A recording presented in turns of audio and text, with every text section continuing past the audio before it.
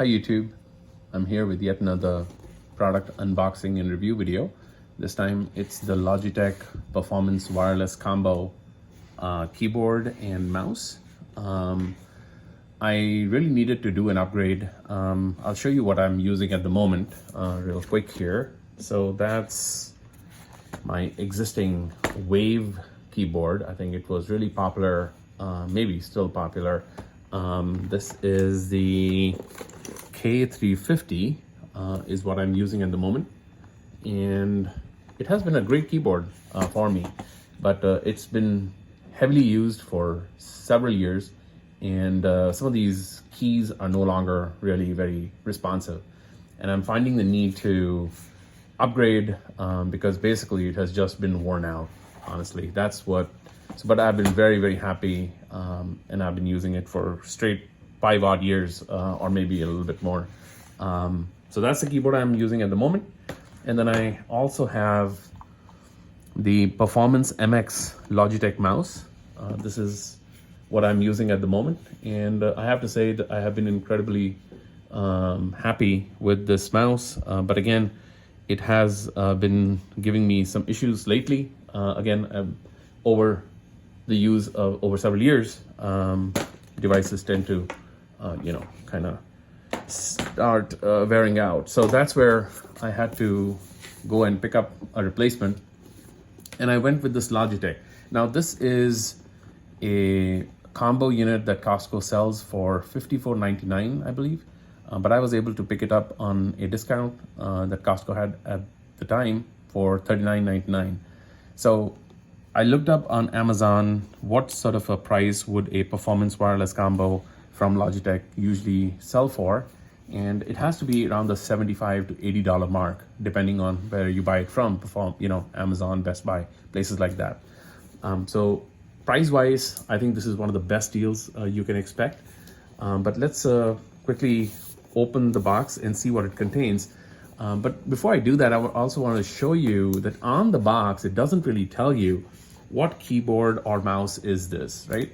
So like I just showed you here, this is the Performance MX, and my keyboard, the one that I'm using right now, is the K350, right? It doesn't tell me what keyboard or mouse this is. So on the box, all I can really see is this reference to the part number for Logitech, but it doesn't really tell you much.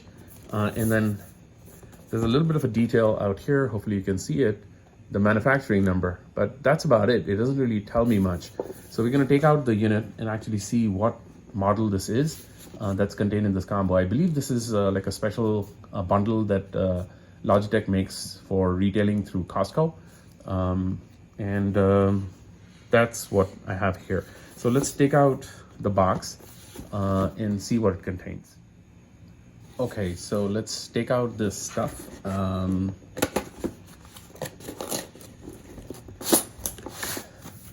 It comes in this box within a box. This is just the sleeve, and I'm gonna put this aside. And if I open it, here's the main unit itself. So here's our keyboard, the mouse, and here is the unifying USB dongle that helps you pair everything up. So let's take this out and put this on here. Okay, so I've taken out everything from the box here, and here's our keyboard. We'll take a quick look at that. Our mouse, our receiver, and some documentation that came with it. And I also want to show you something here on the box. It actually has instructions on how to pair this device. So one thing to note is you will have to pull out these tabs, these tabs here to activate the battery, and that's what it's saying is the first step. And then when you do that, it's going to put the device, both your keyboard and the mouse, on pairing mode, I believe. And there are a couple of ways to pair this to your devices. Either you can go the Bluetooth route, or you can use the supplied unifying receiver, which is this little guy here. So If you use the unifying route, then you can connect it with a Mac or a Windows using these keys, function O and function P. And then you have to obviously insert the dongle into the computer, and then it's going to get paired up. The other method is to use Bluetooth, and in this case you can actually pair it up with multiple devices at the same time. So you can see it, you can pair up the keyboard and the mouse with either a computer, your phone, a tablet, and so instead of having separate keyboards for all of them, all you will do, or all you will need, is a single keyboard and mouse, and simply press a button and toggle between each device.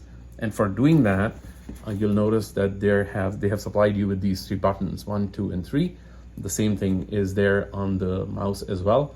And here are 3 buttons. So you can toggle and actually connect to multiple devices that might be part of your workstation setup. So that's really nice. And by the way, all of these 3 devices can be running different operating systems. So it doesn't care whether it's Android, iOS, or Windows, or something else. So that's really nice. This diagram, I think, is a good idea to give people a jump start to the setup process.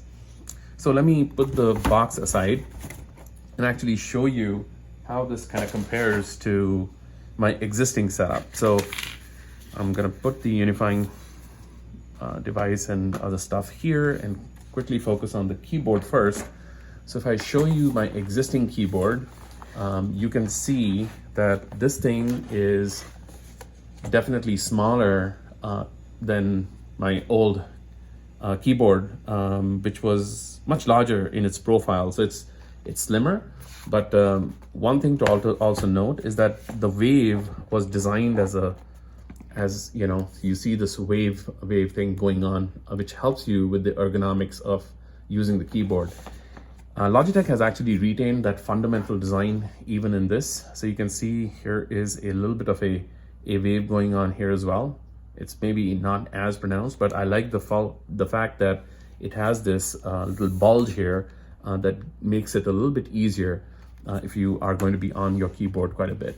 So just a quick comparison, obviously this has fewer buttons. My old keyboard did not have the ability to toggle between multiple devices like this new one does, but it had many other buttons, which, to be honest with you, I hardly ever used, is what I have noticed over years of use. You know, like camera or putting the volume up and down. I typically simply use directly the user interface. I don't know about you, but many of these buttons have hardly ever been used in my case. But yeah, it has fewer buttons than my old setup.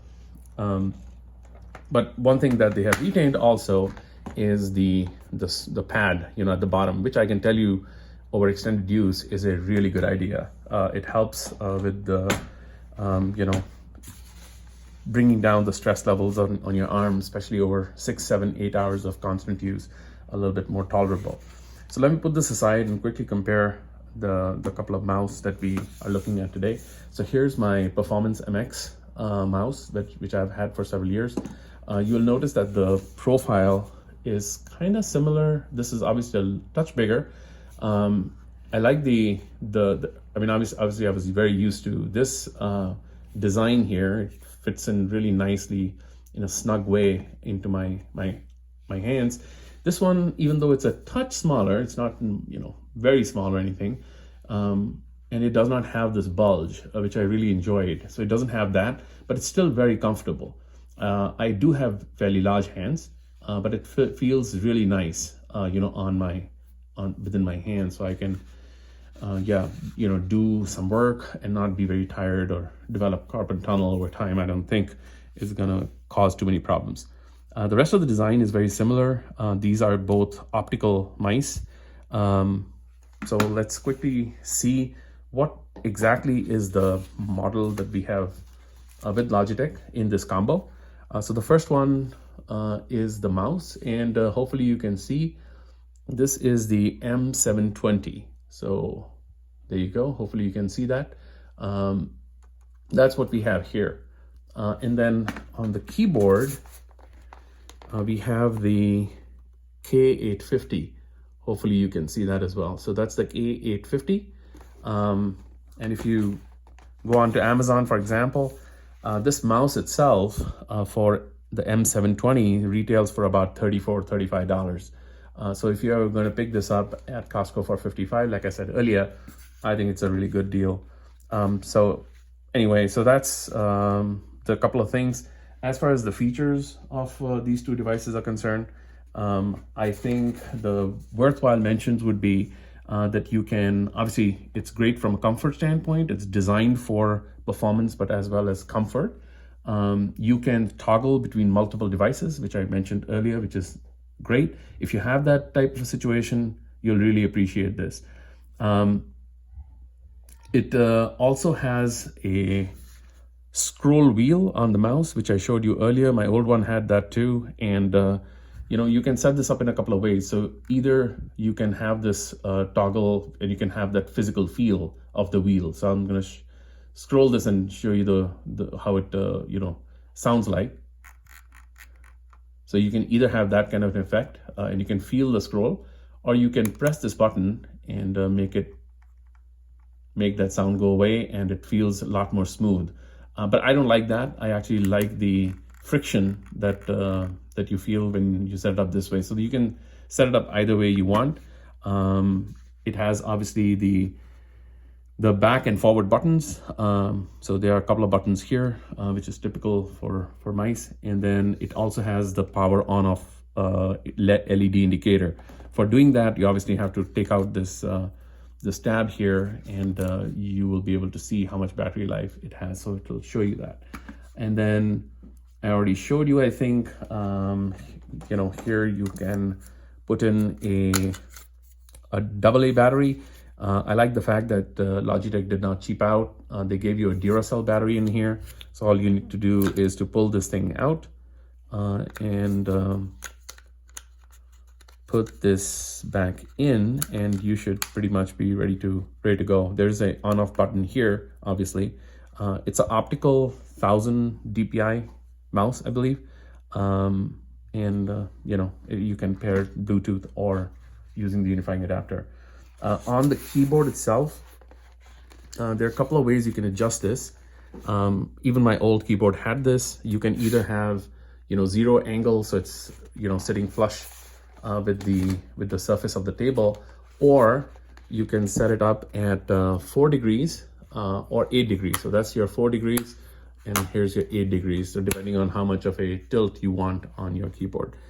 Same thing here. You have a couple of Duracell AAA batteries that go into your mouse. Your keyboard, and the rest of it should be good to go. And I think the only other thing to mention here on the keyboard is that obviously it has the palm rest. You have a couple of ways again for your keyboard to pair up. You can either use the 2.4 gigahertz unifying Logitech adapter or the Bluetooth method. It has a 10-meter wireless range from your main device. So that's the distance it can take at max. But I think for most people, this should be fine. One of the features that I think is worth mentioning is that it does support wireless encryption. So if you're worried about information over the air that's getting passed from your keyboard to your computer, needs to be really secure, it does have wireless encryption built in. Obviously, it has the on-off indicator as well as the caps lock indicator, which is typical for keyboards. So that's pretty much it. I think worth mentioning. I think coming from a pretty nice setup that I was used to, I still feel this keyboard and mouse combo is something that I am feeling happy about in terms of how it feels in my hand. The build quality looks really solid. And hopefully this video helped you. If it did, please like the video and subscribe to the channel. And I'll see you in the next one. Thank you. Bye-bye.